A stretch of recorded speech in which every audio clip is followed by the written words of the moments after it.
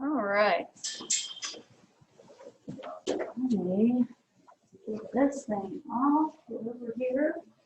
All right, so my name is Brandy James. I am a paramedic. I've been a paramedic for 16 years, and I've been involved with education during the majority of that time to some extent.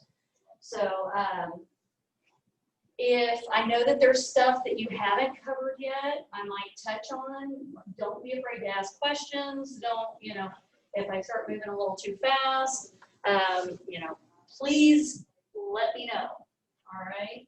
But we do have a lot of stuff that we have to cover in these two chapters. The second chapter is the lifting and moving one. So it's actually going to be, you know, some of that, I'll be going over lifting techniques and a little bit over the equipment that you'll actually have to do some hands-on stuff tonight too, using some of that equipment.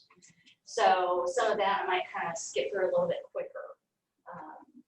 But again, if you have questions about anything, or if I start talking about something and you're like, I have no idea what she's even referring to, sometimes I kind of skip ahead on some of the information and forget that you haven't completely covered all of that stuff. So don't be afraid to speak up, okay? And I do want you guys to interact with me too. So, you know, when I ask questions, you know, please get involved, okay? So it makes it a lot more interesting for everybody when everybody's kind of involved in it. So, and then, like she mentioned, the last hour and a half, 2 hours, depending on, you know, break time and everything like that, you'll be going over assessments, vital signs, doing some of the lifting and moving, and playing with some of the equipment. Okay. All right, so lifespan development. Obviously, humans, you know, have to develop. I mean, they develop over time. We have kind of generalized ideas and guidelines that we follow that when we're talking about different age ranges. Obviously, it's generalities. So not everybody falls exactly perfect in that time frame. But we have to have at least a general idea of what's expected during those age ranges as far as behavior, as far as their anatomy, physiology, the you know, capabilities of their body systems, and understanding what is more common in certain age groups. So with that, you just have to remember that you can't go with a one-size-fits-all approach to these patients, okay? So you do have to keep in mind, yeah, most of the time assessments at least are generally going to be the same, but there's different ways of approaching different types of patients based on their age and where they're at in their developmental stages. So the neonate and infants. So neonates is actually from birth to 1 month. All right, when we're talking about the neonates, of course, you know, they're just born, you know, so their body is really having to try to, you know, learn how to take care of itself. So heart rate tends to be higher, and it actually can go pretty high. We'll talk about those ranges. And again, it's generalities when we're talking about that. Infants, those are the 1 month to 1 year. And during this time frame, there are huge changes, you know, daily. And I know there's some parents out there that would say, you know, that the kid has already, you know, developed a lot more just since they left for work in the morning, you know. So it can be very quick on the changes with this age group. So when we're talking about your vital signs, the younger the person, the faster the heart rate, and the lower the blood pressure, and the higher the respirations. Okay, so as they get older, the heart rate starts to come down, respiratory rate starts to come down, blood pressure starts to go up. One of the ways that you can kind of figure out real quickly, because there's such a huge range, when we're talking about the different ages and vital signs, If you're trying to quickly figure out what the blood pressure should be for a pediatric patient, 70 plus 2 times their age is the systolic. Okay, so that's just a little cheat sheet thing. And please don't be afraid, especially when it comes to pediatrics, to use a field guide. There's a reason they have those available, because it's very hard to remember, okay, a 3-year-old generally weighs how much? What's the normal range for their heart rate? What's their normal, you know? So don't be afraid to use field guide in those patients too. Okay, but this is just a little quickie deal, and we don't always get blood pressures on this age range. Sometimes we don't even have the right size blood pressure cuffs. So, and part of that is, yes, blood pressure is important, but there's other vital signs and other presentations that we focus on a lot more the younger the patient is, that can actually give us a lot more information a lot sooner than if we're messing around trying to get blood pressure. So, and you'll go more in depth in that in the pediatric section. So, as far as the weight, neonate generally 6 to 8 pounds is the approximate average. And with them, they actually can grow on average 30 grams a day. Now, as you know, I don't know how many of you have kids, but a little bit of weight gain sometimes isn't super noticeable in them, but a little bit of weight loss can be huge. And so, you know, it can make a big difference. So that's important that's going to be part of your assessment stuff, is kind of figuring out, okay, so is this kid eating? Are they keeping it down? Are they vomiting everything up? You know, because that makes a big difference in this age group. It doesn't take much. They could just have it going on a few times in one day, and it can be enough to get them dehydrated and start causing problems. So just remember the blood pressure does directly correspond with the patient's weight, and so generally, you know, the larger or the higher the weight, the higher the blood pressure. And it works the same way in adults too, right? Generally, that's one of the risks of high blood pressure. So, as far as the cardiovascular system, at birth, you know, when they were in mom's uterus, when they were using the mother's circulatory system. So once they're born and the umbilical cord is cut, they have to rely on their own system. So the body starts transitioning to that. There's still some, you know, some of the cardiovascular stuff that takes a while for some, you know, some of the holes, the extra holes to close up, all of that. But most of those close pretty quickly. And they are generally able to, you know, rely on their own circulation. Pulmonary system, for an infant that's under 6 months, they are prone to nasal congestion. That can be a big problem because they're obligate nose breathers. So what does that mean? Yeah, they breathe through their nose. That is the way they know how to breathe. They don't realize, oh, my nose is stopped up, so I can open and do the, you know, breathe through my mouth. So you can actually have an infant that all they have is some nasal congestion, but it's, you know, the nasal passages are going to be smaller, so it doesn't take much to get that blocked. And then if they don't know to open their mouth to breathe, what's going to happen? Their oxygen's going to get low. They're going to start having a lot of problems. They're going to be in respiratory distress, and this is going to be bad. That's why they have all those little snot suckers and all those fun little things that they send home, because it really is a big deal with these kids. It doesn't take much. And so that's important to remember. They may seem like they're in a lot of distress, and it turns out it's just that they have a snotty nose. They have all this stuff crammed up in that nose and get that cleaned out, and then it's great.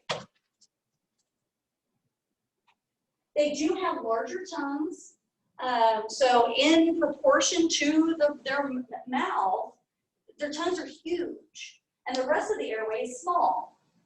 So that can cause problems because obviously they don't have as much room. It's harder if you have to do an airway maneuver. Plus, they have big giant heads.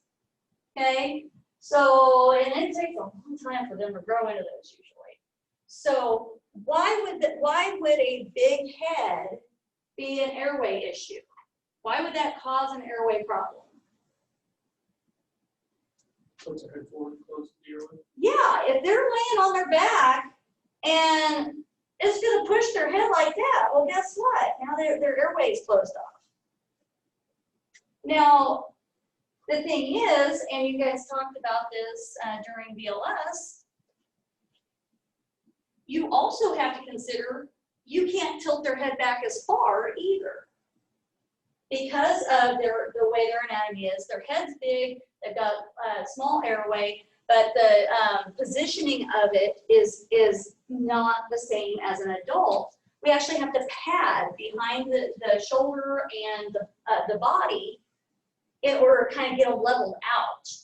You want that airway level, because if you just have them sitting, or you just have them flat, supine on, you know, whatever surface, and you do a full-blown head tilt chin lift to start helping them breathe, you're actually going to close it off the other way too.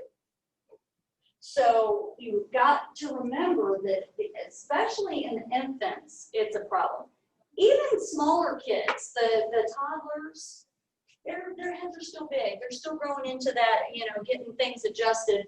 And so you may have to do padding behind their shoulders and their torso also in order to get them lined up and make it easier to keep that airway open. The rib cage, it's the ribs, you know, kids really do bounce, and I know it sounds bad, but it's because all the bones are flexible. They haven't hardened up yet. So, but the thing is, that means less likely to break bones because they flex. But the problem is, depending on where it's at, it can cause all kinds of other problems beneath that surface or around that surface. So, you know, you have a kid that, an infant who, you know, has gets dropped and they hit edge of a table or something. And you see a mark, but okay, there's no, you know, oh yeah, it's probably a little bit sore. Well, think about the fact that the ribs actually are bending in when you put that pressure. So what all's underneath there? It can bruise the lungs. You can, you know, bruise the heart. You can cause other problems underneath there. So we do need to keep that in mind. Just because they didn't break anything doesn't mean that there's not some other problems going on. Why is the big head, and keep in mind they also don't have that strength in their neck to hold it up. Why is that also a concern? What's another concern we have to think about?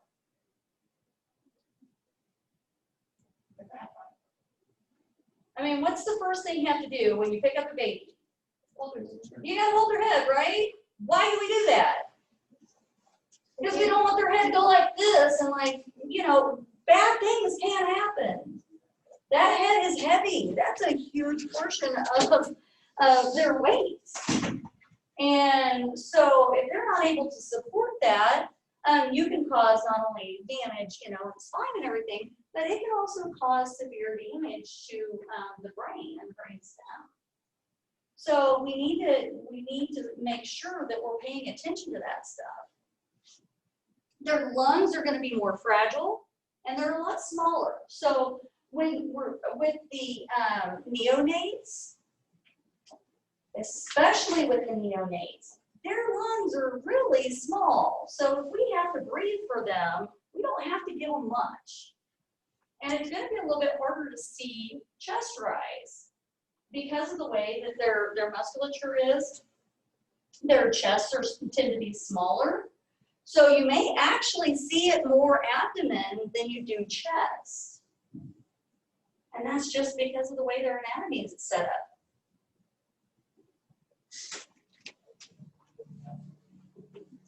Of course, the nervous system continues to evolve.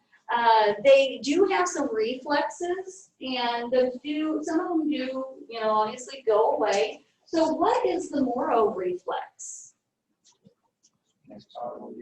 Yeah. I know everybody's seen some kind of YouTube video or something. A little baby that gets startled and they go, everybody's like, that's so funny. Okay, well, that's the Moro reflex. That is a normal reflex. They get startled, their arms go out, they kind of grasp like this, and they have that startled. The palmar grasp, what is that? Yeah. And I know everybody thinks that, they're like, oh, look at the baby, and they put their finger in their hand and they grasp it. They're like, oh, they like me. No, that's just a reflex. But you do you, make them feel better or whatever. But no, that is a reflex. Now, that tends to be less of a reflex in adults that you can have where it kind of reverts back to that with some brain injuries and stuff like that. So that's not a very good way of testing to see if somebody is actually, responsive or anything. If you put your fingers in their hand, they may grasp, and it's still more of a reflex. I mean, at least there's something, but it's not necessarily an indicator that they're really responding truly to, what we consider truly responsive reaction. What is a rooting reflex? Touches the cheek area. Yeah. So, and then they're like, food. So that's fun to do with the little babies, just if you're bored and want entertainment. So, and then the sucking reflex. How do you stimulate that? Touching your lips. Yeah, touching the lips. So, and so, most of those are somewhat related to feeding. It's a reflex to help them with feeding. So they do have fontanelles, those are the soft spots. They do start fusing eventually. The posterior ones usually have solidified by 3 months. Again, that can vary a little bit. The anterior ones actually fuse between 9 and 18 months. Now, why do these exist? Why do they have to have soft spots? Okay, so that is one portion of it. They've got to be able to fit that big giant head through the birth canal, right? So that helps a little bit with that. That's why a lot of times you got the cone heads, natural births, especially if it was a long labor. But that's why they have the cute little hats, not just to keep them warm, but also to cover up the cone head. But that's part of it. And then what else? Yeah, they've got to grow, right? So right now, yeah, they got a big giant head, but their brain really isn't quite where it needs to be just yet. So it's got to be able to grow with that. So what are some concerns about having these soft spots? Right, those areas, there's not much protection. Okay, so if something just happens to hit right there in that area, then that could cause some brain damage. There could be an actual brain injury. When normally for us, yeah, it can still happen, but usually you gotta fracture that skull, right? But there's kind of a direct route to the brain there. It's also, these are really good assessment tools too. So if you see an infant that has sunken fontanelles, what can that mean? Dehydration. Yeah, dehydration.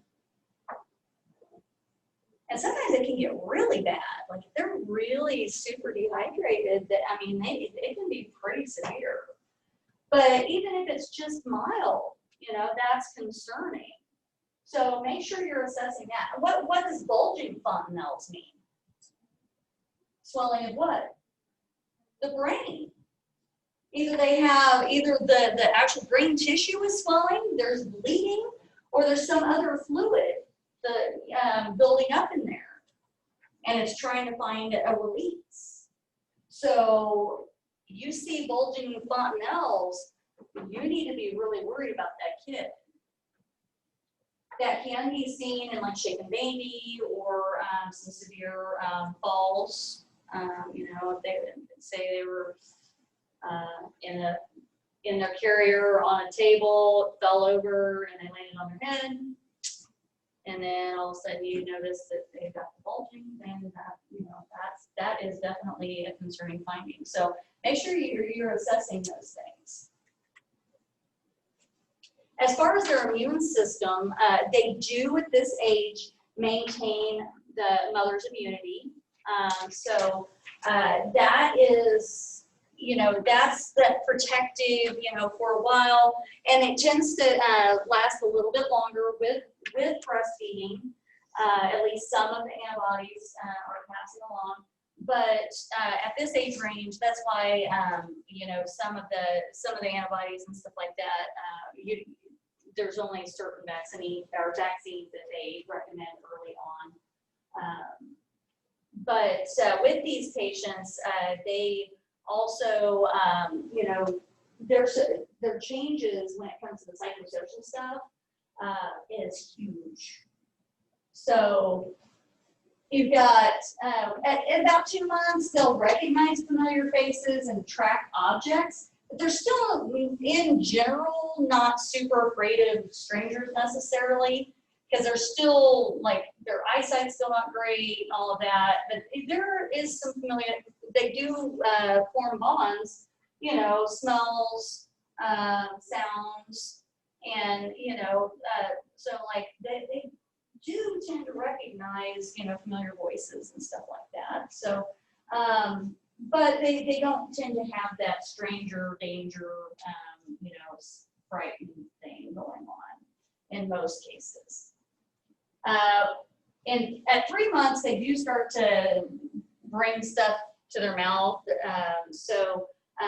A lot of times hands and stuff like that. But why is that concerning? Yeah, if they happen to have something in their hand, then it's probably going to end up in their mouth. And so then we got to worry about maybe choking on something. Now, obviously, they're not crawling around yet, so it's not like they're going and getting into everything and doing it.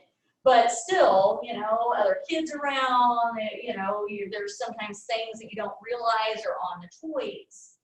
There may be like some beads or something like that came off.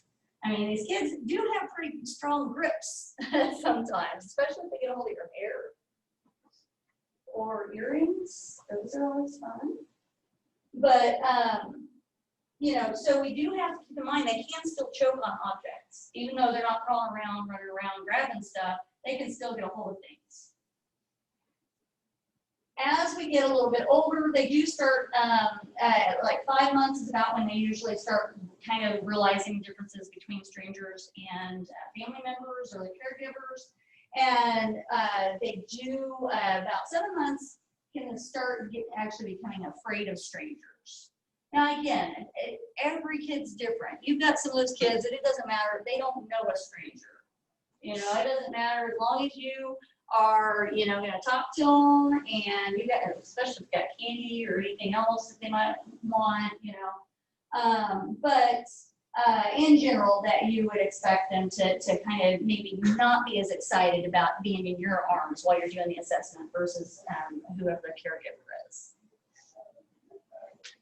And then when we talk about 4 months, reach out, they start drooling a lot more, but they do start reaching out more. And then as they get a little bit older, of course, they start getting to the crawling stages and kind of start realizing the difference, you know, like if somebody says no, they know they don't like that. And get up and start getting upset. And then usually by about 12 months, they at least kind of recognize their name when it's called, usually walking by that time, or at least, you know, working on it in most cases. Now, of course, crying is their main way of communicating. There are different cries. Again, I don't have kids, I have nieces and nephews, and I can tell when it's like a really hurt cry, you know, like ow, bad, something awful just happened type thing. But, you know, most caregivers can tell the difference, at least from what I've been told from my sisters, is, you know, they can tell the difference between, okay, we need a diaper change cry, and we need to eat cry, and all of that.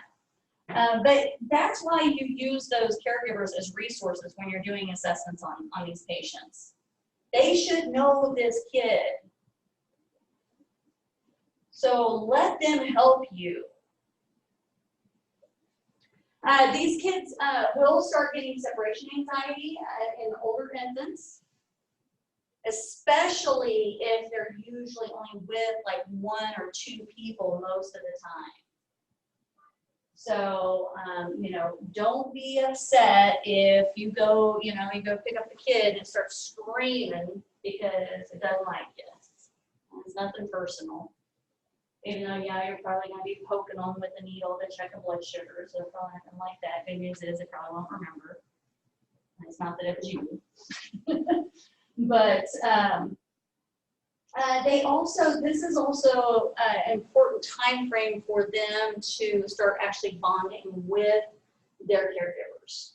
So we have what's called anxious avoidant attachment, and so that is those are those kids that repeatedly are just basically pushed away. Their needs are ignored, and so they start realizing that, okay, nobody's helping me.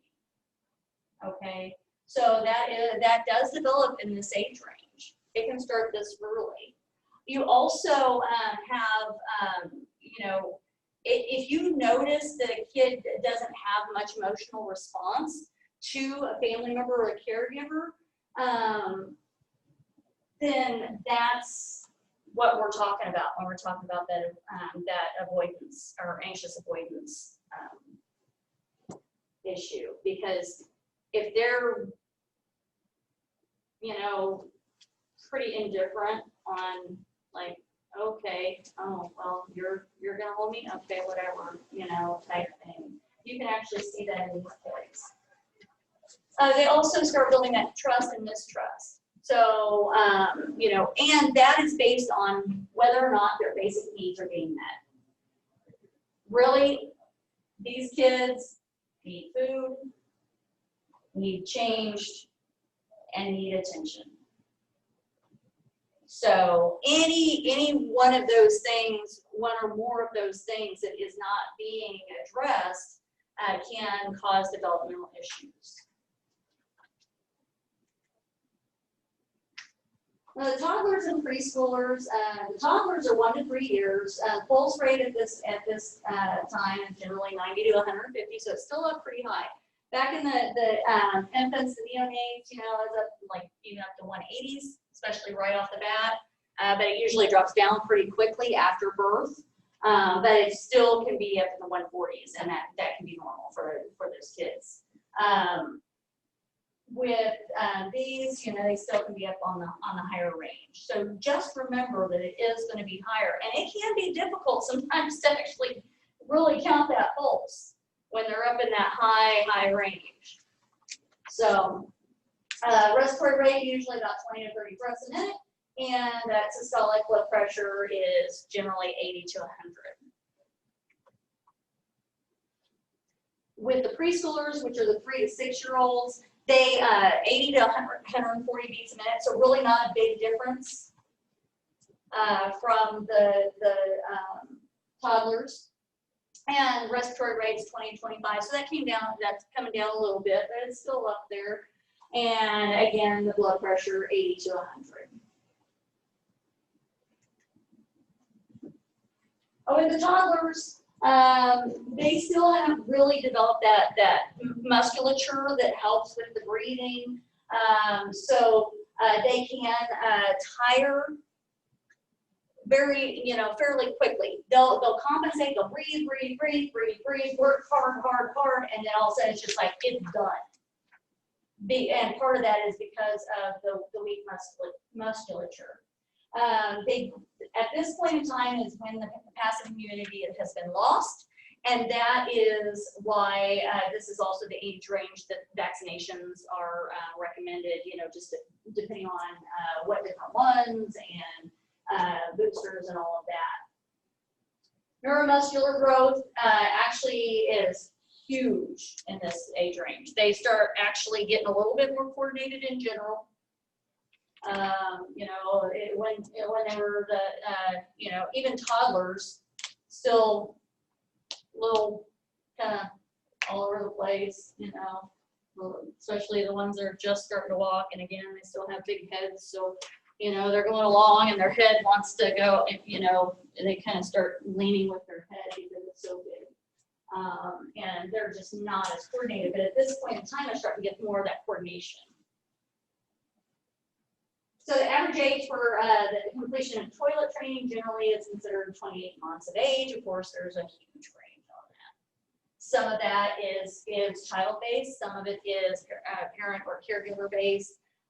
So don't be surprised if you do have one that is about to go into school and still not potty trained. That does happen. Also, don't be surprised, there are kids that are being breastfed at that age.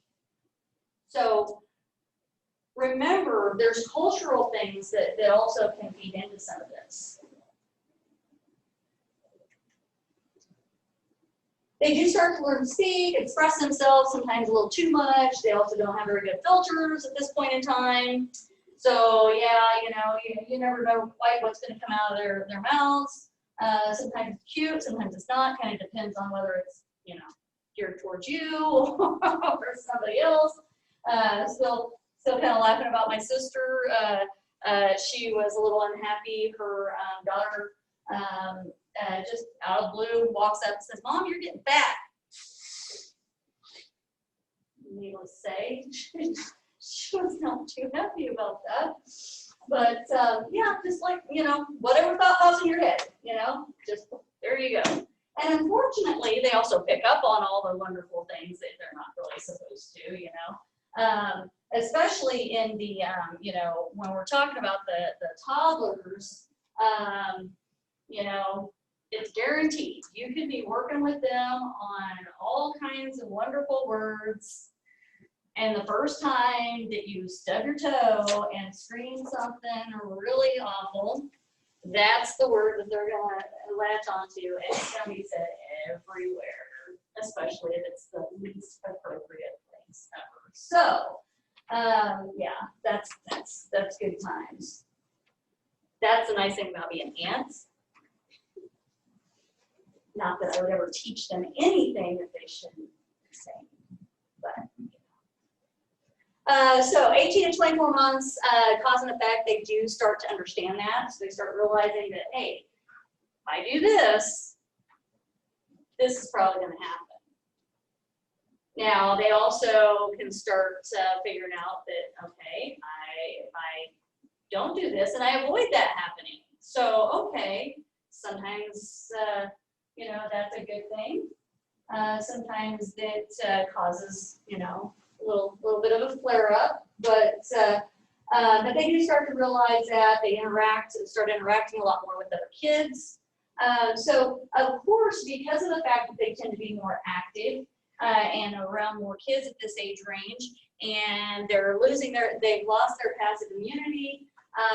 They, are kind of gross sometimes, fingers always up the nose, snot everywhere, things in places that they never should be. And unfortunately, not the best at hygiene when it comes to washing hands and stuff like that. So they are at, this is very common age for colds and stuff like that to be passed around.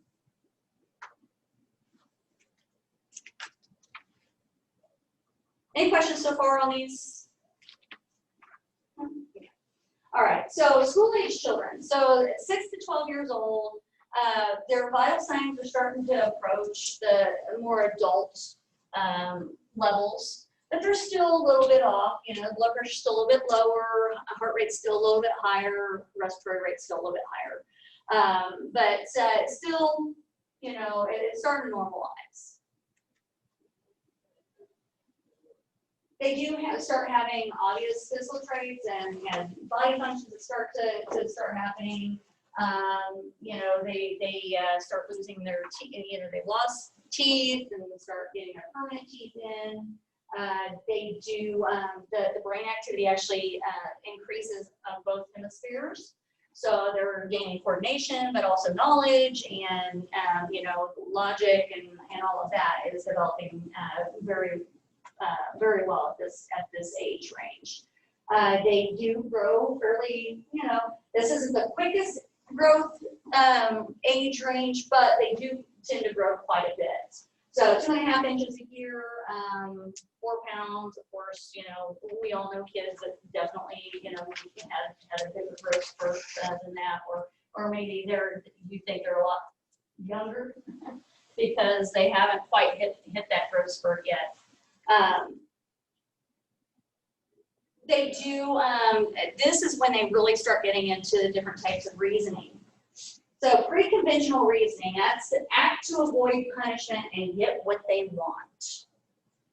So give me an example of pre-conventional. What?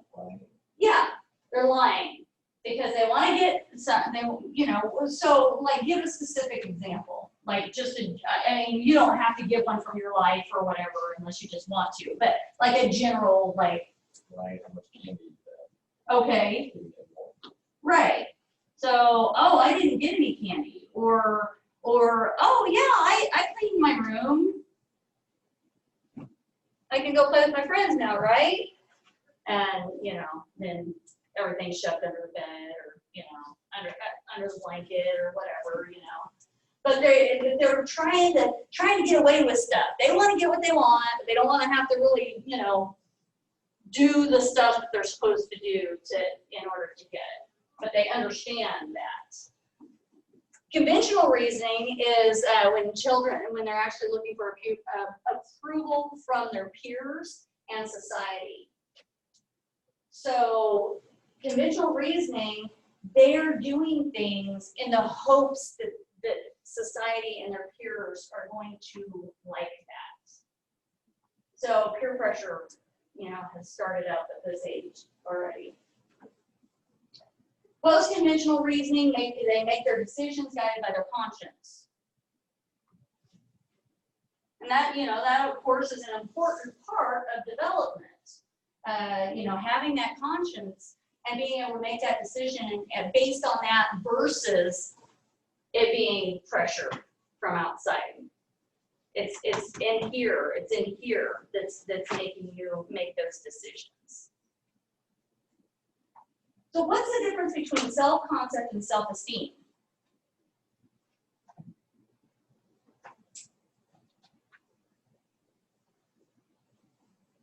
Self-concept is how you think others see you, and self-esteem is how you see yourself. Close. So self-concept is actually how you perceive yourself. Now, whether or not it's based on anything true, but it's how you perceive yourself. The self-esteem is how you basically think that everybody else perceives you and sees you.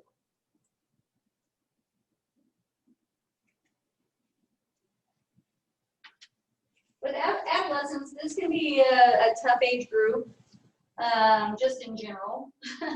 Whether it's just outside life or if it's, you're trying to assess a patient. At this age range, the vital signs at least are, pretty close to the adult ranges, especially as you get closer to the 18-year-old. 12 to 20 on the respiration, so that's adult, right? What about 60 to 100 on the pulse? Is that adult range? Is it below? Okay. And then the blood pressure, 90 to 110. Just a little bit on the lower side, right? But that's because in general, these kids are pretty healthy, right? They don't have all the stupid stuff, all the, I've been smoking for 30 years and eating all the horrible stuff and all the extra stress and, all the extra stuff that kind of helps cause issues in later stages. However, they do have issues that they do have to deal with, They're dealing with big, massive growth rates, right? And girls generally are done around 16 years as far as their growth spurt. Doesn't mean that they don't continue to grow a little bit more, but boys generally is by about 18. They do start developing their secondary sexual, like the pubic hair, armpit hair, breast development, menstruation, voices start to change. It's most of the time it's more obvious in boys than females, but there is change, voice change even in the females. So obviously, not only because of the sexual development and all the hormones and all of that, you have changes in behavior. You have ups and downs as far as moods. You also have where they start, becoming more self-aware for, as far as sexual activity. So these are patients that you're probably going to end up having to ask them at some point in time if they're sexually active, depending on what their complaint is. If you have a female with abdominal pain that's 14 years old, guess what? You probably need to find out. Now, whether or not you get a true answer is another thing. But you'd be surprised. You'd be surprised how often, especially if they're really wanting to stick it to mom or dad or somebody, oh boy, I've gotten a whole earful of exactly what all they've done. So, so sometimes you get a little bit more information than you really wanted. But, and that's another thing. At this point in time, they're trying to kind of become, show that they are, I'm an adult. I'm grown. I know what I'm doing. But then they get hurt, and who they want? Mommy or daddy, right? They want help. They get in trouble. Who they want? So it's a really hard time because they're grown but not. And so they're dealing with that. Privacy does become an issue. Now, earlier, in some of the earlier stages, yes, there is some privacy issue, but especially at this age. And, there tends to be quite a bit of conflicts, whether it's, major stuff, minor stuff. We know everything is super drama important, right? No matter what it is at this age range. Especially with social media, because now, you might have had 15, 20 years ago even, You go to school, may not be your most favorite place. You got some people you like, some people you don't like, got some people that maybe aren't the nicest, but you go home and you're away from them, right? Now, social media, cell phones, all the different things, it's very difficult to get away from all of that stuff. So there's no off switch. And unfortunately, this age range is at highest risk of suicide.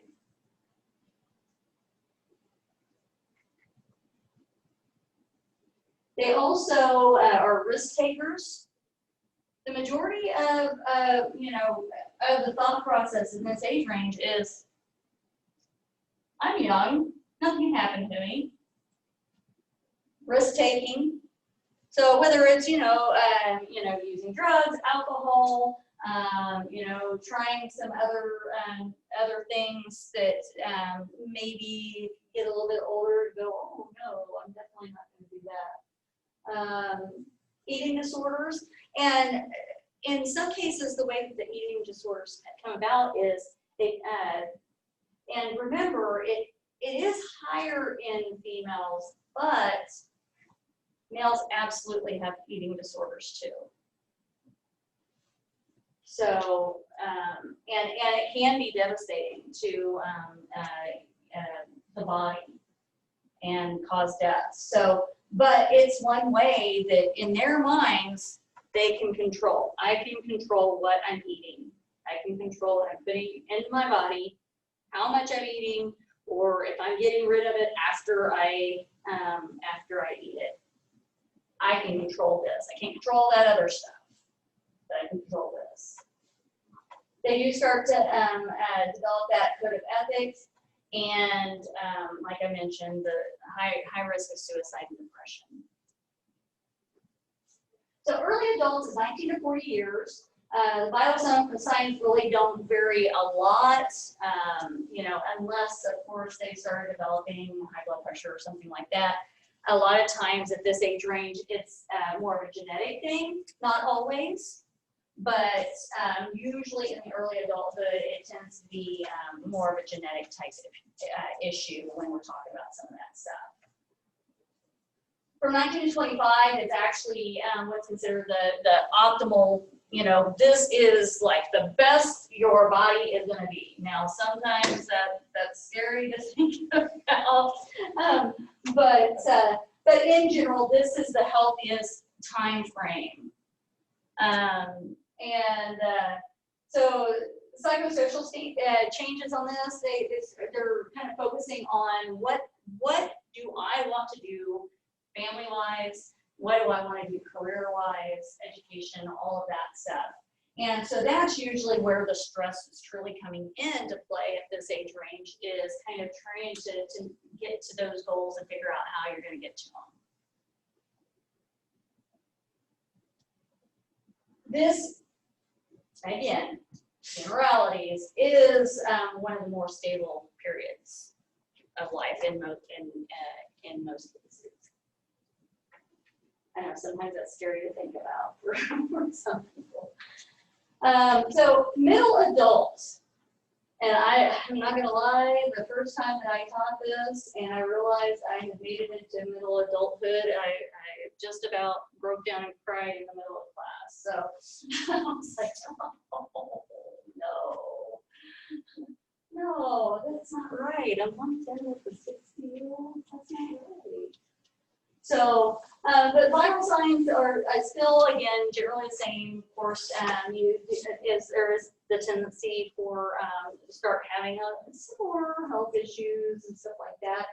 But vision and hearing loss is more vulnerable in this age range. And no matter what, like, you can have LASIK done, you can have all kinds of other stuff done, whatever. Eventually, you will get your eyes start getting worse as far as like the reading stuff and all of that. It's just, some people are, it develops much earlier, it's much worse. But that is something that is very difficult. You can't really avoid it, unfortunately. Cancer does increase in this age range. Menopause, Late 40s, anywhere, early 50s, but sometimes it can be way earlier, it can be way later. So again, this age range, don't assume that they can't have a baby. Sometimes they are going through menopause and still get pregnant because they stopped using birth control because I'm going through menopause. And then all of a sudden, hey, guess what? So my mom actually had a friend that happened. It was a big shock to her. So again, we want to find out. And even though they may think they're in menopause, sometimes there's what's called perimenopause, where it's almost there, and then wait a second, we're gonna start things back up a little bit again, and that can happen for years and years. So, diabetes, hypertension, and weight problems are increased in this age range. And some of that is because of the fact that metabolism starts to slow down. It's harder to lose weight, even if you're eating the same amount, you're just as active, all that. As you get older, that metabolism it slows down and makes it harder. So you have to, a lot of times, work harder. And so if you have weight problems, that increases risk of diabetes and high blood pressure. So kind of all wrapped together there. So this age range can be one of the most stressful, especially financially, because they may have kids that are actually fairly young. Because again, more and more people focus on school and careers and doing all this stuff before they start having families. So they start having kids later. And medical, they've made medical advances where you can have kids later, even if you normally, 30, 40 years ago wouldn't have been able to. They have made advances. So you have people having kids later in life anyway. Sometimes it may be 2 decades after the first kids that they had. That happens too. So you may have somebody that has somebody that's in preschool, or not even in that yet. Have somebody that has a kid that's going into college. Plus now they're taking care of their parents. So that's a lot of financial stress and a lot of other stress too. So just remember, they may have a large array of responsibilities, financially and otherwise. For your older adults, 61 and older, the life expectancy changes all the time. But as of, I think it was 2017 on here, yeah, 2017, 78 years was the approximate expectancy. So their vital signs and presentations are going to have a huge bearing on their overall health, of course. What type of medications are they on? Because some of these medications can actually mess with some of the mechanisms that our body uses to compensate. You're dehydrated or you're bleeding, body usually goes, oh, we're going to bump up the heart rate a little bit, try to make sure we're keeping that oxygen flowing through all that. Well, if they're taking certain medications, it affects that. So now it's going to, that compensation that the body usually does really well is not going to work as well. And those mechanisms don't tend to not work as well as you get older anyway. Some of that is because of the vasculature starts to harden up, so it's not as flexible, it's not as easy for it to constrict and dilate based on what your body needs. Same thing with breathing. The elasticity is not there. The older you get, the lungs have less elasticity, so they're more rigid. So it's harder to breathe.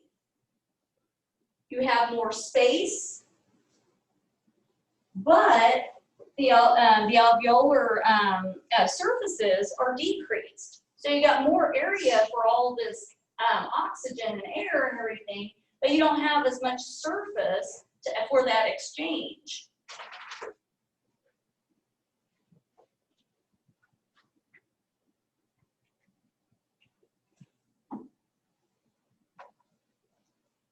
The blood volume can be affected because the body is not able to replace the red blood cells, especially the red blood cells, but all the cells, but especially the red blood cells, as quickly. So anemia is very common as you get older. And so if you're already anemic,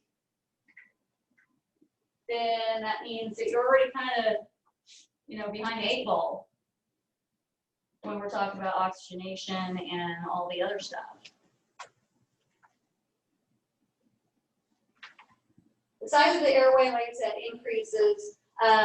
Breathing becomes more labor intensive because of that, like I said, that elasticity. It's just not moving like it normally would. Aspiration and obstruction become more common or more easily occur. And, some of that is because of less control of the airway, but also you can start having issues with, swallowing and just general musculature control. And then so your volume, the leftover area of the residual volume that's in your lungs, the stuff that is just kind of hanging out there, increases. Well, that stuff doesn't get used. The vital capacity is the stuff that actually is the volume in the lungs that is usable, and that part decreases. So again,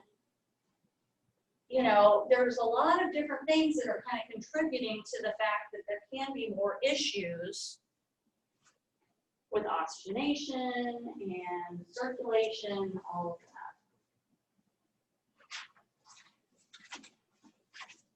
that. Insulin production does drop off, so again, diabetes is increased risk. Metabolism, it continues to decrease. The salivation decreases, so it can make it harder to digest and really absorb some of the nutrients from food. Taste buds aren't working as well, so things don't taste as good. And so decreased appetite is common. And hormone production also decreases. But remember, just because the hormones decrease does not mean that these patients are not still sexually active. This age range, because of the fact that, like Viagra, Cialis, all that kind of stuff, and, hormones, both for men and women, all of that, they may still be having sex. And guess what? Sometimes that's part of the reason you're there for the call. People do have heart attacks while they're having sex. And guess what? Viagra and Cialis is a contraindication for some of the medications that we give. So it's going to be important to ask these questions. Again, it can be awkward, especially if you just, it's part of your questions, part of the stuff you ask. Also, don't forget diseases that can be transmitted sexually. So chlamydia, gonorrhea, all of that stuff is actually common in this age group. I mean, you don't have to worry about getting pregnant, right? Why are we using a condom? So they can have PID, they can have all that stuff. So don't forget that those are possibilities. The intestines and the stomach, the motility, which is what helps move the food through, actually slows down. So again, they're not going to be as hungry because they're still kind of full, and they're not going to absorb as well. Renal system, the filter, not not filtering as well. And the actual mass of the kidneys decreases by about 20%. So there's not as much area to be able to do that filtering. So that means that some of the wastes that really need to be out of the body are going to stay longer. Another thing you have to think about with this is medications. You have a patient that's taking medications that aren't being filtered, they can have buildup, especially pain medications. So you may have somebody that's taking pain medications like they're supposed to, but because their body's not filtering stuff the way it's supposed to, they actually end up overdosing. So keep that stuff in mind. Brain mass does decrease in this age range. The brain actually does start to shrink up. So think about in the skull, okay, brain starts to shrink. What does that mean? When, let's say we're talking about, grandma fell down, bumped her head. What are concerns? Moves more, so breathe easier. Right, so there's more room for it to bounce around, right? What else? More room for swelling. So why is that important? It could be small, but you don't really notice it. Right. It's going to take longer a lot of times for the symptoms to show up because there's more room for it to expand. Same thing with bleeding. So any of that happening, it's going to take longer in most cases for them to really start showing those signs. So we've got to keep that in mind. You know, you've got that little lady that falls down all the time, always just asks us to come help her up, bumped her head. Oh, yeah, no, I'm fine. And then a few days later, we get a call out there from family that she's not acting right. She's not really responding to us. And it turns out that she's actually bleeding. So we have to keep those things in mind. Well, yeah, she still has that right to not go with us. But we want to make sure that she understands the risks and that we're really paying attention, not just writing it off, oh, she fell down again. No big deal. Hearing loss is 4 times more common than vision loss. But remember, just because they are older does not mean that they cannot hear, that they cannot see, and that they don't know what they're talking about. Okay? So don't assume that they're always confused. Don't assume that they're deaf. Don't assume that they can't see anything. Okay? So don't go walking in just because you know it's an 84-year-old female. You walk up and go, hey, how you doing? Because that's a way to really get somebody irritated, and that's not what you want to do. You're going into this house, you're there to help, and you're already getting them riled up. Okay, so yeah, it's okay if you have to adjust, but just remember, not everybody is deaf. Okay, and if they're confused, try to find out if that's normal for them. What is their normal? Don't just assume, oh, they're 90 years old. That's probably their normal.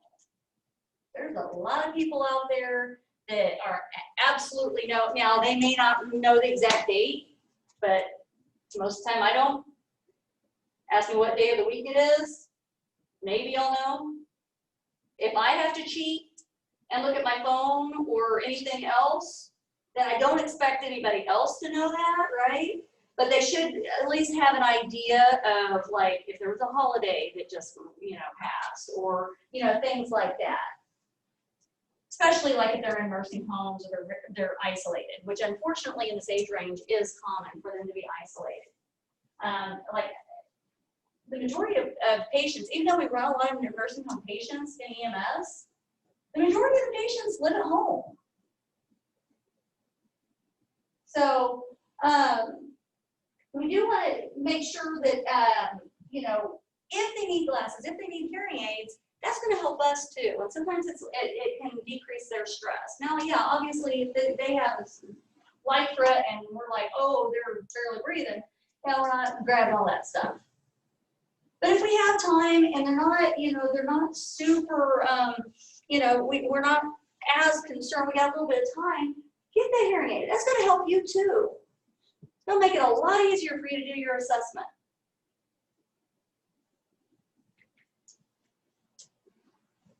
Well, like I mentioned, isolation and depression can be challenges in this age range.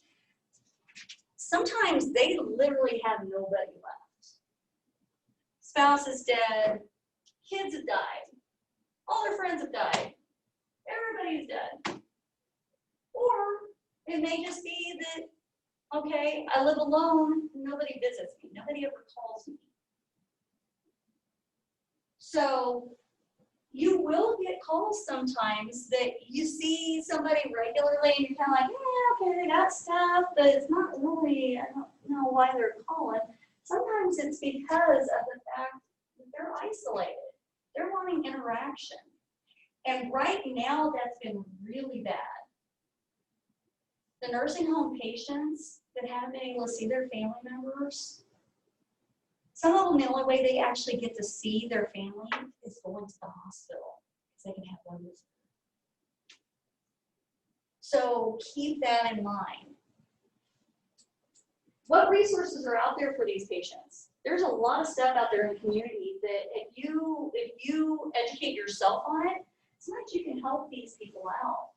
Whether it's somebody that can come in and, you know, help them out with some of their you know, general needs, like, okay, maybe they can't drive anymore or whatever, help them with groceries. There's, you know, community things where they can, you know, get to know other seniors, you know. So, you know, knowing those resources can actually help your patient. So, when providing back mask ventilations to an infant, what is most important to remember?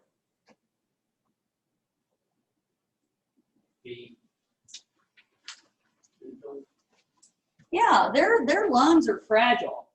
You know, we don't want to give them big, giant breaths. So we don't want to blow out those lungs. Now, yeah, it's important to remember that they have a larger tongue proportionally, because that's going to affect airway. We got to make sure that we're, you know, getting that out of the way, all that. But ultimately, which is going to be worse? We blow out a lung, we can't fix that. We forget the tongue's big, we can move it out of the way, right? You see an infant capable of reaching out to people and drooling. She is most likely, I might have on purpose made sure that I went over that one because, like I said, I would not fully expect you to remember each and every single one of those. If you want to have a good idea on that stuff. But, you know, there is always those possibilities of those type of questions. So familiarize yourself with that kind of stuff. An infant who is repeatedly rejected experiences what type of attachment?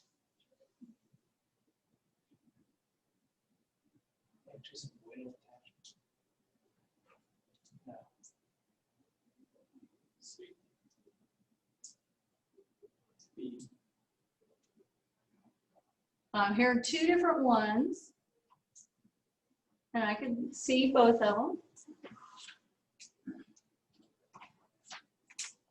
So it's the anxious avoidance. So if they are not having their needs met, then that they are repeatedly rejected. You know, then that's when the anxious avoidant attachment occurs. With your the trust mistrust, that's whether or not the needs are being met.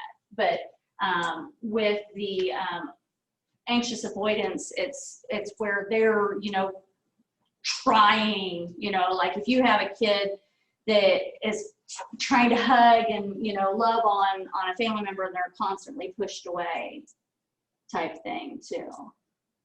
Okay, so. Why do colds develop so easily in toddlers and preschoolers?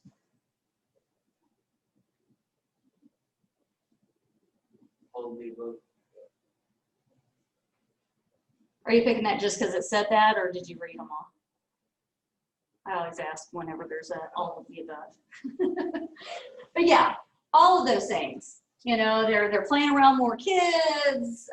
You know, their lungs aren't as well developed as far as the musculature, so they're not able to. You know, their coughing generally isn't as effective. They're, you know, all the mechanisms that we have as adults, that kind of help keep that stuff from happening isn't working as well with them. Plus, they've lost the passive immunity.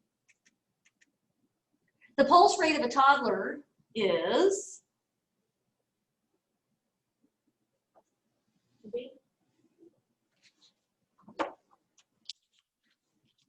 yeah. Yep. And again, it's, you know, they're really close, but definitely want to make sure that you're reviewing some of that and having a good idea, because honestly, when it comes to tests and stuff, the OB and the pediatric stuff tends to be some of the toughest. You know, there might not be a lot of the questions, but those tend to be the ones that people struggle with.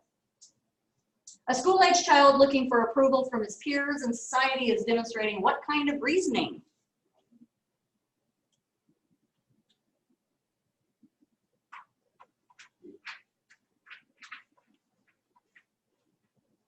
I heard something, but I didn't hear.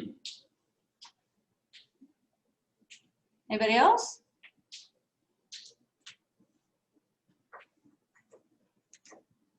So yeah. So what's the pre-conventional? Why is it necessary to get going? Right, doing something basically to get what it is that they want.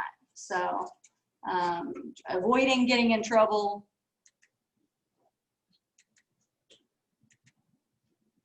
Self-concept is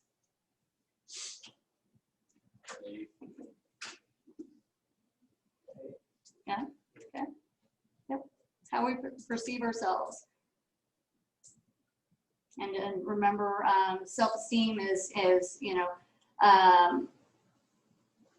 part of it is how we feel about ourselves. It's not the perception, it's how we feel and how we fit in with those peers. Why should you be concerned about a 16-year-old patient who seems depressed?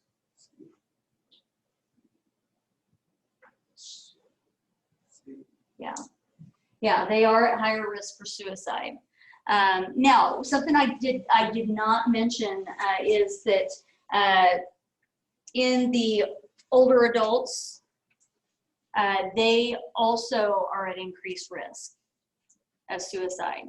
Some of that is because of the isolation and depression, and also sometimes related to, you know, poor prognosis, you know, like they've been diagnosed with something that's terminal. So that is something I've actually seen more in the, you know, probably 60s and 70s suicide-wise. And a lot of times they don't really necessarily like give clues or hints as much as a lot of times teenagers do. Why do finances become an issue during middle adulthood?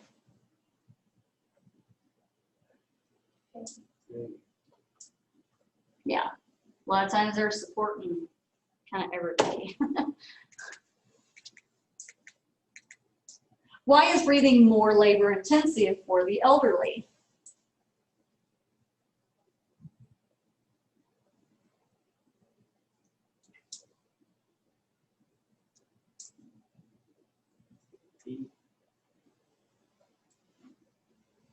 Yeah, their airway, the size of the airway increases, but the alveoli decreases as far as the surface of those. The elasticity of the lungs decreases, so they're not expanding as well and as easily. And the muscles, the diaphragm, the intercostal muscles are not as strong. So all of those combined cause them to have harder time breathing. All right, any questions about any of that? I know it's a lot of stuff, but we'll go over that, you know, a lot of it more in depth later on. So, all right, take 5 minutes and back in. We'll go over the lifting and moving. We'll have another quick little break while Ashley gets you guys split into the different groups. And you what? Supposed to be a pot of coffee going. We can probably do that. Let me. I'm I don't trying. even drink coffee and I'm asking for myself. That is-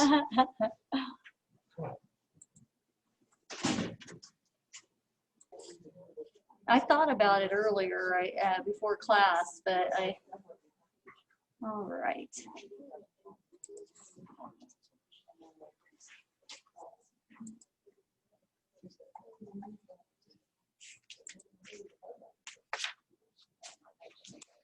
All right.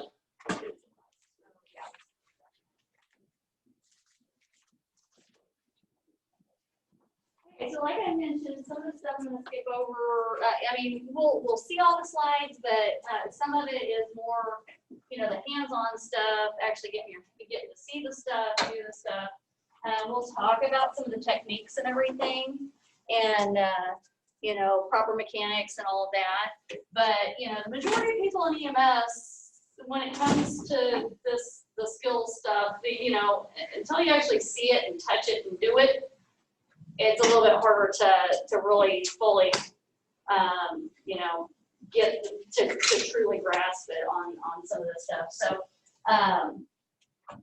of course, lifting and moving patients, just about every call that we go on, we're moving the patient, whether it's an assisted walk, or assisted ambulation, hanging on their arms so in case they fall down or, pass out or something, we can catch them. Or even, of course, completely lifting them. We do have a lot of different types of equipment that helps us with that. And they do develop, some cooler stuff throughout the time. Sometimes I think they kind of can go overboard on some of it, and they overthink some of it, because really a lot of times the simplest things are the best. But knowing proper body mechanics is going to be huge, because if you injure yourself trying to move a patient, now you're a patient too, and you can't help them. So plus it can be career ending. And sometimes it's the simplest things. It's not always the 800-pound person that maybe you didn't have as much help as you probably should have. Sometimes it's little granny that's like 80 pounds and she's between the toilet and the tub.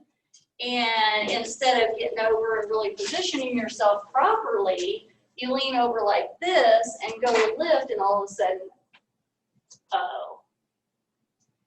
And so it's not always the really big moves. It's not always the really tough moves. Sometimes it's the simple things that can actually really, really mess you up. So the wheeled ambulance stretcher, or the cot, the gurney, there's lots of different things that, we call this. But that is probably the most common thing that we use to move patients. Obviously we can move them from the house to the ambulance, from the ambulance to the hospital. They're generally, this is what they're going to be on when we transport. So we use this a lot, and there's a lot of different types. There's different brands, there's power cots, there's manual cots.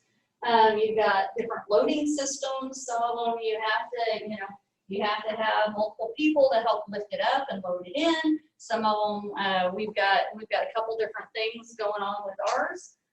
We've got our power loader, where it has little arms. You click it in, push button, arms come up, it lifts it up, the wheels come up, you push it in, and yay! So easy, until something messes up. So remember, you still need to be able to understand how to work things manually. Some places don't have the power cots. Some places don't have the power loaders. And again, technology messes up. So you got to be able to do stuff manually. And even with the power loader, even with the one that does pretty much all the stuff for you, you're still supposed to have a minimum of 2 people on, with their hands on that cot if there's a patient on the cot. Because again, things fail. And if you're not there, if you're, just like 2 finger in it, because you're like, oh, it's power loader, and then something messes up, and something breaks and it tips over, guess what? You're in trouble. So these are not, and I do stress this because this is one of my big pet peeves. These are not meant to go upstairs. We have other equipment to do that. These are heavy, awkward. Then you load them up with a patient that's reaching out and doing all kinds of stuff like that. And you can't get people on both sides because you're trying to go down these narrow stairs. Guess what? Somebody's going to get hurt. You, your partner, the patient, or everybody. So these, okay, if it's a couple of steps, that's one thing. That's not meant to go up a bunch of steps and a bunch of different levels. That's not what these are meant for. We have stair chairs. We've got other things. We've got tarps that we can carry on in if we need to. We've got boards. We've got scoop stretchers. We've got lots of other options that are going to work a lot better. Because, like I said, this is already top heavy. You know, it has its own weight, and then you load it up with the patient and equipment and everything else, and then you're getting yourself into trouble.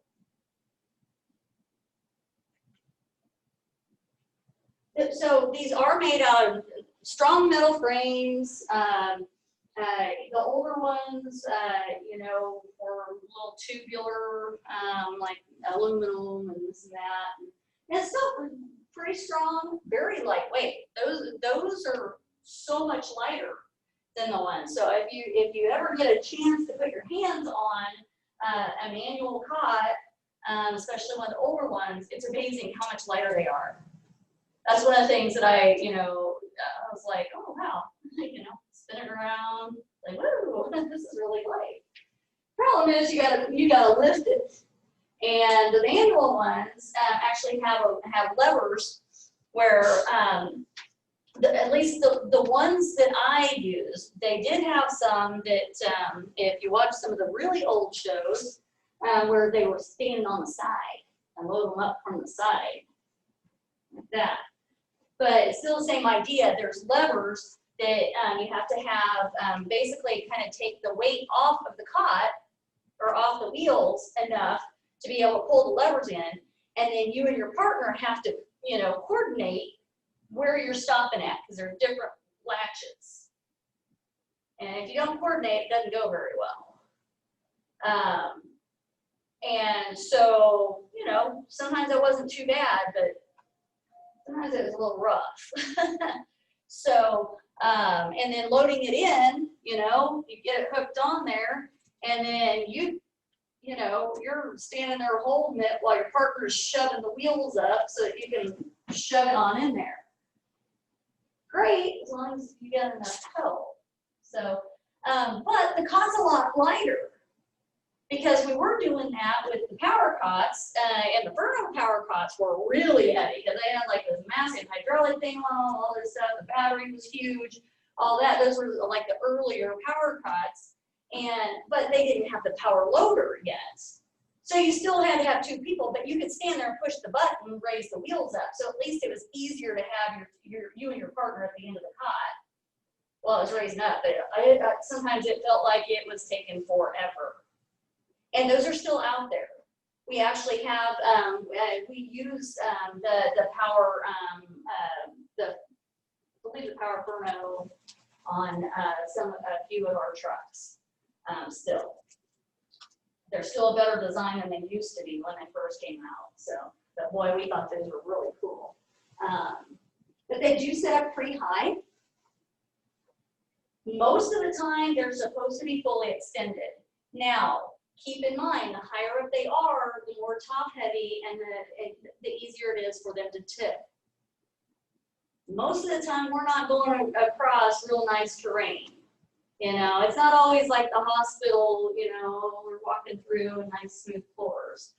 We've got holes and sticks and bricks and gravel and everything else that we're dealing with. So having plenty of help, number one, to get through there, but also you may have to lower it down. That way, that center of gravity, it working with you a little bit more. They do have guardrails, But I will say, if you look at them, they're really not that tall. They're not like in the hospital beds, you know, where they're up here, where they actually might do something. They are, you know, some of them are even about like that tall. So, you know, if you don't have seatbelts on properly, you don't have all the proper straps on these patients, on these cots, and you take a sudden turn, guess what? That little side rail, that guardrail is probably not going to keep them from falling off that cot. So you've got to make sure you use all the safety equipment that is provided with the cot. The mattresses are required to be fluid resistant. It's important when you're doing your checkouts that you are actually examining that, because they do have wear and tear. And guess what gets in those little cracks and those little holes? All the nasty body fluids and stuff that you've been dealing with, and you can't clean that out. So you've got to make sure as part of your checkout and checking your equipment that you're paying attention to that type of stuff, because that's also an issue. That's a safety thing.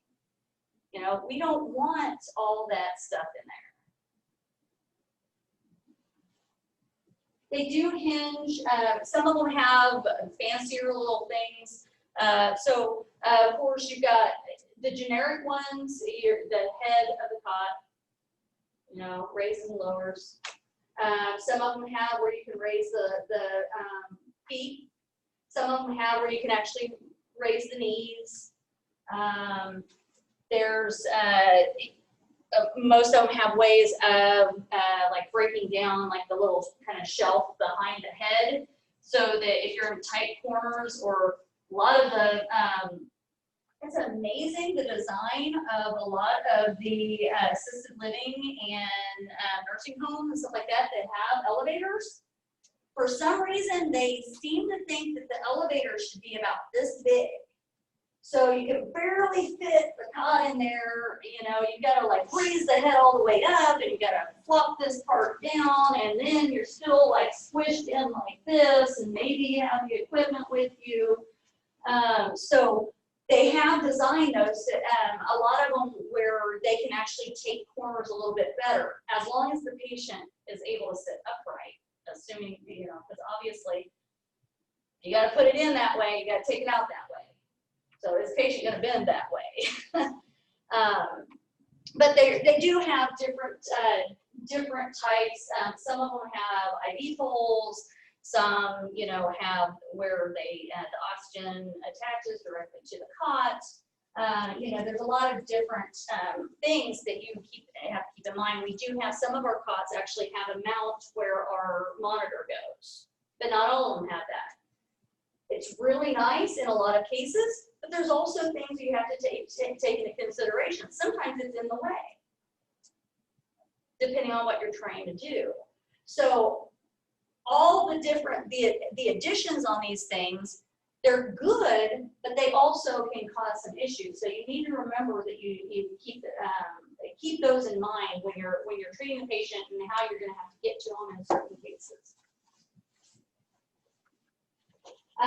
The mattresses also, they're probably not the most comfortable, especially on long rides. And, you know, patients can actually start developing decubitus ulcers and stuff, you know, being in that one position for a long period of time. So keep that in mind. You may need to reposition the patient just a little bit, even if it's just the slightest bit, you know, getting them a little bit more on this hip, a little bit more on that hip, depending on what's going on with that patient and how long the transport is. And that's also where, when we're talking about transporting them on spine boards and scoop stretchers and stuff like that, keep in mind, those are hard boards. And so bouncing down the road, sliding around, they actually can start developing decubitus ulcers very quickly. They may not be completely obvious, but it does start breakdown, which is one of the reasons that the majority of places, one of the reasons that using the spine board or the long board for spinal immobilization is very limited or not used at all. is because of increased injuries to the patient, whether it's more injury to the spine because of the improper movement, improper padding, but also because those boards are hard. You're rubbing, you got that friction going. So most cots now come with the shoulder straps. Some of them have almost like a 5-point harness type setup, but at minimum, you're going to have something for the chest, the hips, and the legs. Ideally, you have shoulder straps, because if you think about these patients, okay, they're in the ambulance. Are they head first or feet first?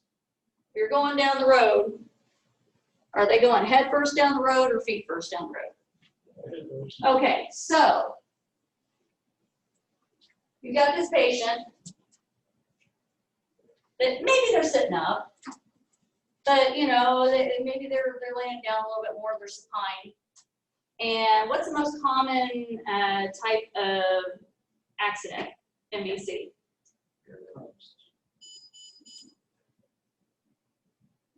What? Carver steer. Well, okay, but what part of the vehicle usually is hit? The front, right? It's usually front end that's involved. That's going to be the most severe, most severe crashes. So that front end hits. What's the patient going to do? Slide forward. They keep going forward, right? Till something else exerts energy against them to make them stop, right? Hopefully, it's not the front of the patient compartment that's stopping them, or the paramedic that's sitting at the top of their head, or So if they don't have shoulder straps, they're more likely to come flying off of that. So that is bad. In case you weren't sure, that is not a good thing. Lots of extra paperwork and all of that. Nobody likes extra paperwork, right? But we do have to consider that if we're not using these restraints properly, and especially if they're available and we're not using them and something happens, guess who's in trouble? Service gets sued, right? But guess what? They're probably going to go, that wasn't your fault. We provided this stuff. You know how to use it. You chose not to. So, plus, it's probably going to be really bad for that patient, right? Probably not going to be the best day of their life. They're already not probably having a great day, and now we've done that. So, the back boards that I was talking about, long board, long spine board, lots of different terms for these also. These are extrication devices, okay? When this was designed, it was designed to help get a patient out of an area that they needed to be carried from, okay? Whether it was a car, whether it was, upstairs, whatever. It was an extrication device. Somebody along the line or along the road, they're like, oh, you know what? I bet this would work really good to help with their spine, because we're worried about them hurting their neck and their back. So why don't we just keep them on this and we'll just secure them to that, and it'll keep them straight, keep them from moving. And they started doing that, but they never really did any studies to prove that was really the thing to do. Now, yes, we still teach this. It is necessary in in some cases. There are a lot of services that don't even carry these anymore because of the stuff that I mentioned. So they started finally doing. It just kind of fell into practice. It became an accepted way of anytime somebody was in a wreck, no matter what the mechanism. If they're being transported, they're getting a C-collar, or putting them on a spine board. That's it, right? Well, then they finally started doing some studies and realized that they were having those other issues. Plus, they discovered that a patient whose neck hurts or the back hurts, who's sitting there, but otherwise is doing pretty good. You know, no broken leg, nothing, you know, the hip's good, whatever. Which do you think is gonna be better for their neck and back? If the patient gets themselves out, or if 3 or 4 people move them out? Patients have extra needs. Right, because they know where they hurt and they're gonna be careful, right? Not that we're not careful moving these patients, but the thing is, we're multiple people. We don't know exactly, even if, okay, we've done our assessment, we know you hurt here, but that's still, I can't split that as well as you can. You know, if my back hurts, I'm moving as careful as I can, and it's like this leg. We're trying to coordinate, and guess what? We were actually doing more manipulation of these patients. We were trying to do good, but it wasn't the same. Now, yeah, we still have to do it sometimes, and we'll talk about that a little bit later in this chapter, but these patients, if they can self-extricate and it's safe for them to self-extricate, then we want them to do that.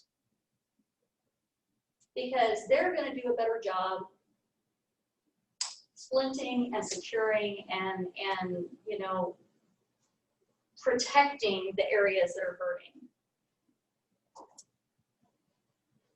So these do have handles where, you know, not only can you hang on to them, but also you put straps to help secure a patient. If you do need to, you know, move them, we want to have some straps there because they're going to slide around on this thing.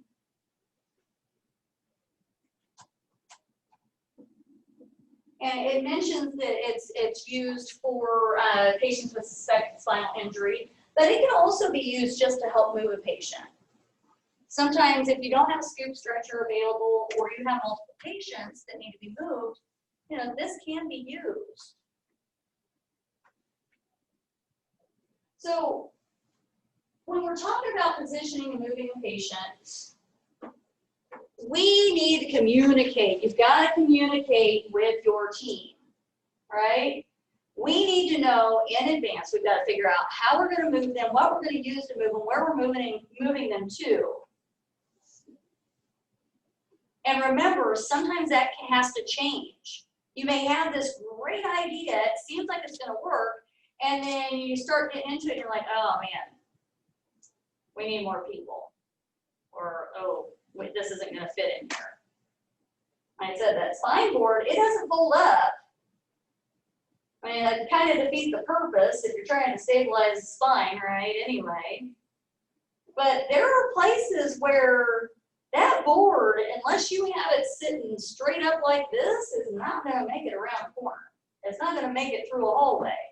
We run into that often where we'll have somebody on the scoop stretcher and we're like, oh crud, the doorways aren't lined up in a good way for us to be able to get this patient moved. So then we have to like tilt and lift and do all kinds of stuff that is not necessarily the most fun, and it can be very difficult. So sometimes you have to kind of change things up.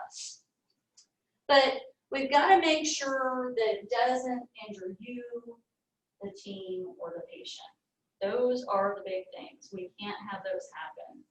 So the proper body mechanics is going to be very important. So, and also, you know,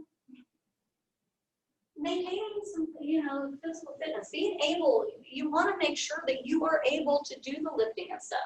Yes, not everybody is going to be able to lift the same amount as other people. And then you also run into the height differences, because that's something you also have to take into account. You know, I know I am slightly challenged in the height department, and it becomes very prominent with almost every partner I work with. So usually it's like, hi, you know, so we have to coordinate that movement too. Because it can be difficult sometimes when you've got a big height difference. Make sure you understand your limitations. Not only your physical limitations, but the equipment's physical limitations. What they have, all the cots, everything has a weight max. But keep in mind, those are under special circumstances too. So we talk about on here that 650 pounds is kind of generally the max on like a regular cot. Okay, sometimes that doesn't work. Sometimes the seatbelts don't fit on that patient. Sometimes they're wider than they are tall, so they don't actually fit on the cot. So there are a lot of other things that you have to keep in mind. And then what are we gonna do? Do we have to get a special bariatric unit, which some areas have those available? It's like a regional resource with a larger cot, wider cot, hoists that actually hold them up into the ambulance. But those aren't always available. So then what are we gonna do? So what do you think about the body mechanics on this guy here? What do you see? Hurts fun. Yeah. So is that good or bad? Bad. Why? Shoulders and elbows and knees and biceps. Okay. Lower back, lifting the back. Yeah, he's using his back. I mean, that's not what you need to use. What do we need to lift with? All of this is way stronger, right? But even with that, there's bad ways of lifting with your legs, right? So what are some of the what are some of the things that we need to do when we're talking about positioning? What's proper positioning of the feet? Shoulder width. Shoulder width. So, and it says about 15 inches, but yeah, your shoulder width. Okay. So what else?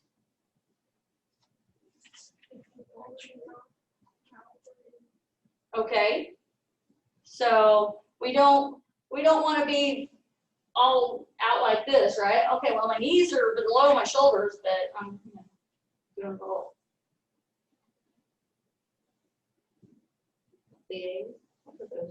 What are those? my ballet from like kindergarten or whatever was kicking in. I know, it was awesome. So what else? We've got the feet, shoulder width. What do we want to do with our shoulders? Where should they be? So we want our back straight, pretty much. Okay. What about our hips? What do we do with our hips? In line with that. Okay. So are we hinged at the back or at the hips? I mean, my shoulders are still in line with my back, right? Yeah, we want core. Okay, get the shoulders, all of that, and we want to use the power lift, right? So the power lift, palms up. Have the stuff sitting, the handles, whatever it is you're lifting, in your palm. That's a lot stronger than if you're like this. The finger grip is the strength there, it's not as strong. Yes, there's some people that can do all kinds of fantastic, wonderful things like, whatever. The majority of us, and even those people, it's going to be better if you have palms up, have it sitting in the hands, wrap around, and have the arms bent. When you're like this, it's not as strong, right? So anytime you're lifting, whether it's a cot, whether it's a board, whether it's just the patient themselves, we want to try to have those type of mechanics.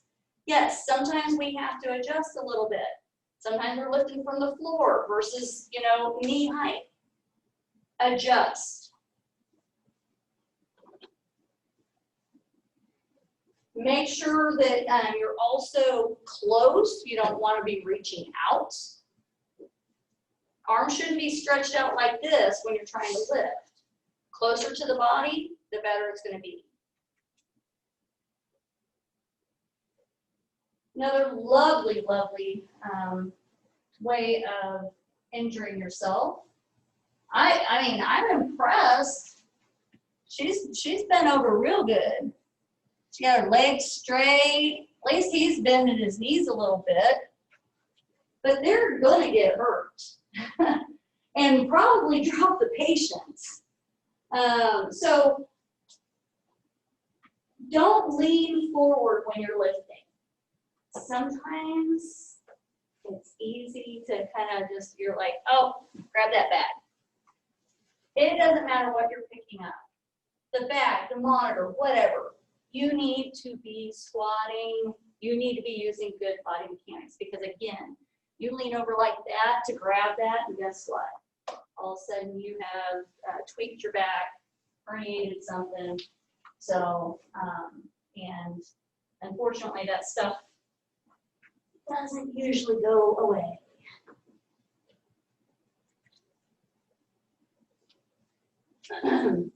So already talked about that. I think I've covered all of those.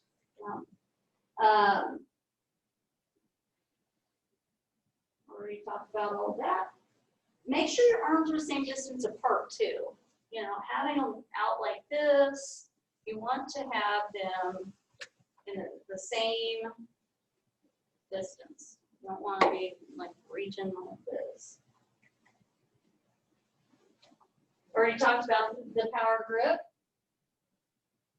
So we've got a few different types of drags and moves that we can use, and there's more in the book that aren't on the slides. But the body drag with this, obviously, you know, there is the potential to injure yourself because you're going from side and you're pulling the patient. So you want to make sure that you're positioning you and your partner evenly.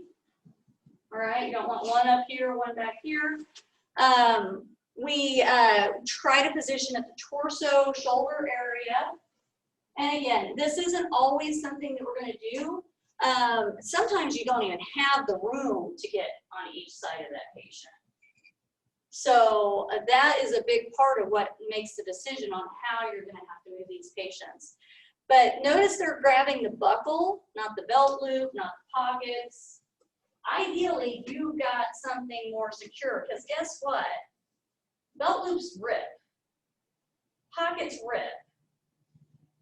Now, it's probably not going to cause him much of an issue in this case, but it can cause you a problem, because if you're pulling and all of a sudden that gives way, guess what happens? You're out of control and you've got, you know, some sudden movements that you weren't planning on. And again, possible injuries. But you're going to alternate moving them, and you adjust with each movement. Don't go like this and just keep on going. Get them there, reset. And that way, you know, you are keeping yourself as safe as possible and your partner. Now, this is probably one of the things that we struggle with a lot. No, it is one of the things that we struggle with. We have a patient in a bed. Ideally, and when I say ideally, I'm talking about body mechanics wise. I'm not talking about all the goo and stuff that you're probably going to end up with on your uniform.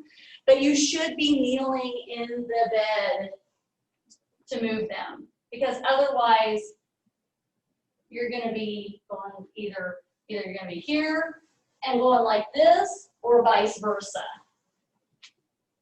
And I know I hate it. I don't want to be in that patient's bed that has puked and probably hasn't showered and, you know, all the things. I don't I don't enjoy climbing in other people's beds like that. But sometimes you have to do that stuff. All right, it's really honestly not the worst thing that you're probably going to end up with your needs in at any point in time. So, but ideally you kneel in the bed, that way you're not overreaching, and then you may do the movement in multiple stages. Usually you're going to have more than one person. Okay. You can use the sheet or the blanket or whatever that's underneath them to help. When you do that, you want to make sure you roll it up, make it as strong as possible, because again, these things aren't really meant for that. So, you know, they do rip sometimes. But if you roll them up, then it's going to work a lot better. It'll be more stable for you. Have as many people as you need. And sometimes you've got, you know, 4 or 5 people, depending on what the need is for that patient. A lot of times their legs want to stay in one spot. You got everything else and the legs are still over there. So you may need somebody just for the legs. You can roll the patient and put a sheet or blanket or tarp or mega mover or whatever whatever you happen to have underneath them to give you something easier to move them with. Because naked people are really hard to move when they're floppy. So it's nice to have, you know, a sheet, blanket, something that you can actually hang on to.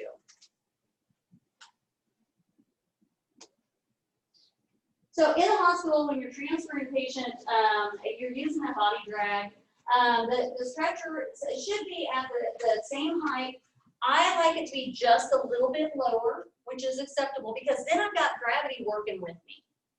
Plus, like these cots that we have, the striker cots, the mattresses actually have kind of they're kind of sunk in where the patient lays, and it has, I call them wings, a little bit of extra padding on the side. So if you don't have that lowered down below the hospital bed or the nursing home bed, you start pulling that patient across, it catches on that mattress, and then the mattress folds up underneath them, or, you know, sudden stop. So you've got gravity working with you if you lower that a little bit more, and you can get over that hump a little bit easier too.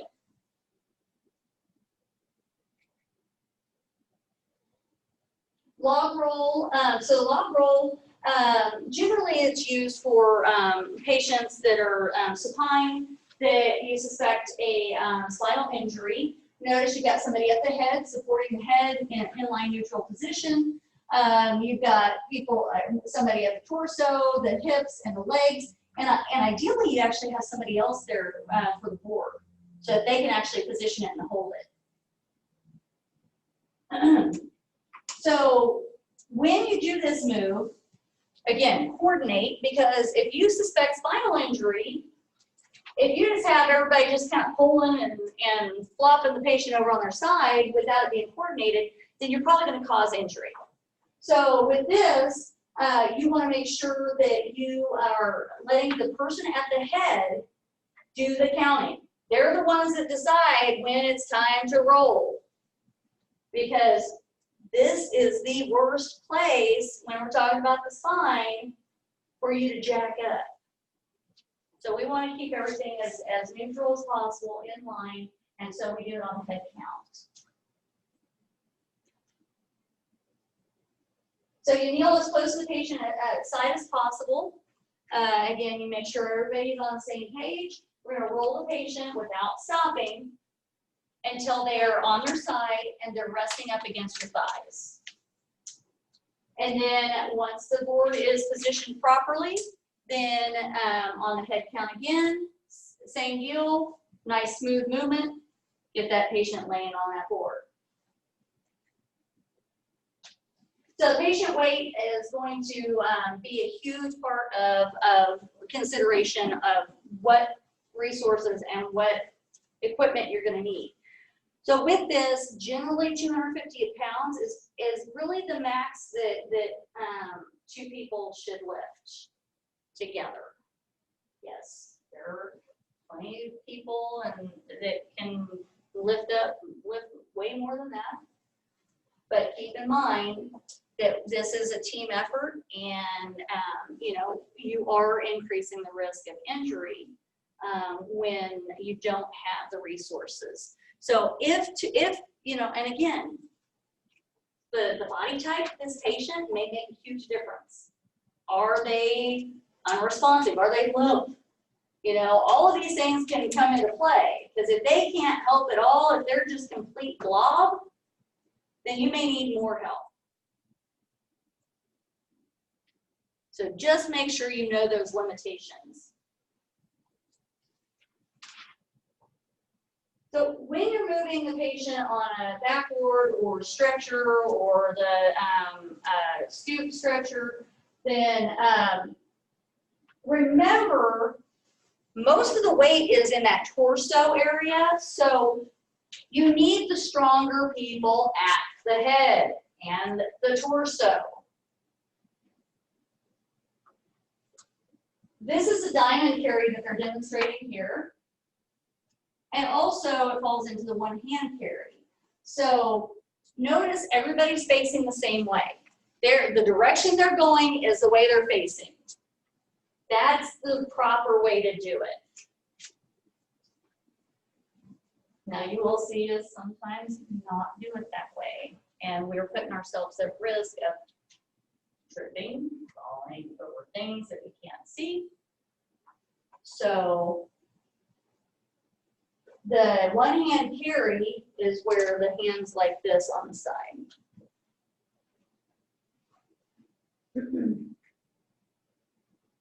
When you're rolling the wheeled stretcher, make sure you have plenty of help. Remember the head of the cot is actually a little bit higher. And I'm not talking about where the patient's head is, but the actual rail beneath where the mattress part of it is actually a little bit taller. So preferably you have your taller person at that end. That way it's more natural, because you will notice when we have our tall people at the foot of the cot, a lot of times they're like this, because the handles are lower. So have your tall person at the head of the cot. This is a stair chair. You guys will get to play with that a little bit out there. So this is meant for a conscious patient. So they don't have to be completely alert, but they gotta be awake. They gotta, you know, they don't have to know everything that's going on, but they should be conscious. There are straps. At minimum, you're gonna have the pelvic strap and chest strap. Some of them have shoulder straps. You also, this particular one, most of them have the footrest that flips down and a strap to help keep the feet there, but sometimes people's legs don't bend very well. So you gotta kind of work things out. But when possible, we wanna make sure their feet are resting on there and that it's secured, because those feet will get in the way. Now, this can be used, obviously stair chair, if you have stairs, it generally works really good. But it can also be kind of used to help, like on those houses that have like the little maze hallways, the little tiny hallways where you're not going to be able to get caught to, even if it's on ground level, you can still use it kind of as a wheelchair. And they turn, they pivot right there. The way the wheels are, they will turn pretty tight corners. You can actually kind of almost spin them right in the same spot. So they do have tracks on the back. Most of these are not designed to be pulled up the stairs using those tracks. It will actually make it more difficult. So make sure you understand that. You may just be lifting and using the regular wheels if you have to go up the stairs, or you can also lift. You can do, you know, have multiple people lifting. You've got handles at the feet. These extend. You've got a handle up there where the patient's head is gonna be, it extends. And some of them have some other designs, handles on the back of them that can lift and move and all of that.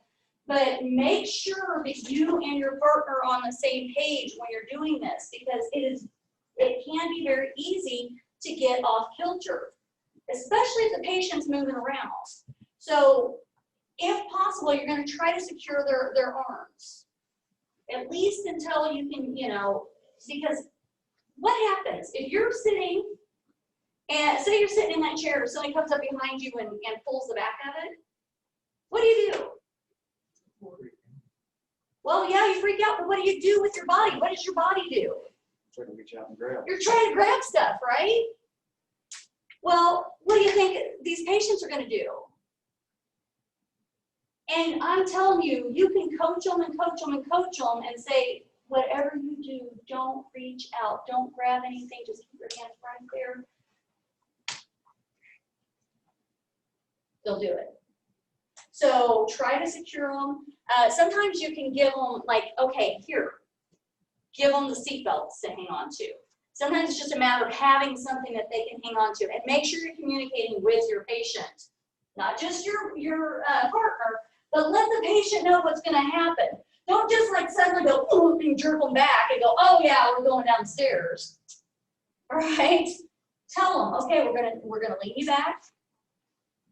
Okay, now it might be a little bumpy going down the stairs, but just keep your arms in, okay? Hold them still. So you've got to talk to the patient too when you're moving on. Randy, I'm sorry to interrupt you. No, you're fine. Would you want to kind of finish up the things you think that you would like to talk to them about lifting and moving, actually doing it out there for the night?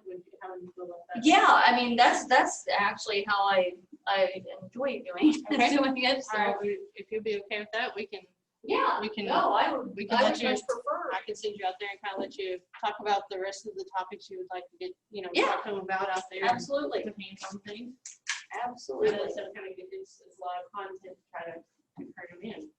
But yeah, no, because that's actually the easier way to I can actually show them the stuff instead of having to kind of skip through and like, this is kind of what that is. Okay. All right. So Are you okay with that? then? yeah. All right, then I will, if you're okay with it, I'll let you go on out there and kind of get set up how everything's out there, but if there's something you want to set up differently, I'll let you do that. All right, yes, we got four stations. All right, so we'll start up front numbering 1 through 4. All right, it's going to be 2 trauma assessment stations, medical assessment stations, and then the training's going to be out in the bay. It's going to elaborate more on this moving and lifting of patients. Okay, so tonight when you're doing your assessments, you guys are going to be the patients and make sure you're hands-on, doing the assessments, taking the blood pressures, all the prompts that the instructors give you. Okay, start up here number 1 and number up around there to 4. 4 groups. 1, 2, 3, 4. 1, 2, 3, 4. 1, 2, 3, 1, 1, 2, 3, 4. 1, 2, 3. 4, 1. Okay. Ones, go see. I don't know if it'll be just your Blake and still room 1. 2s go to 2. 3s go to 3. Take your assessment sheets with you if you have them. And then 4s hang pat just a moment, and you'll follow Brandy out to the back.